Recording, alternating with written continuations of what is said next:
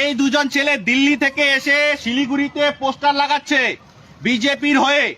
এখানে লেখা কি আছে সেটা ওরা বলতে পারছে না। এই ওয়ালটা আমার, এই ওয়ালে লাগাচ্ছে আমার পারমিশন ছাড়া।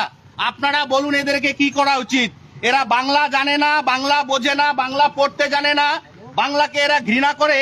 আর বাংলা এসে এরা দেখাচ্ছে, দেখুন লেখা আছে পাল্টানো দরকার, চাই বিজেপি সরকার। আজকে দিল্লিতে বিজেপি সরকার হওয়ার পরে বাঙালির ভাতের মধ্যে ওরা থাবা দিয়েছে, মাছ খাওয়া যাবে না, মাংস খাওয়া যাবে না, সবাইকে নিরামিষ খেতে হবে।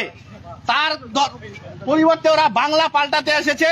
এরা বাংলা বোঝে না, এরা বাংলা বলতে জানে না। আজকে দেখুন আপনারা বাংলা এখানে কি করতে এসেছে এরা। বলুন আপনারা এদের কি করা উচিত? আপনারা বলুন।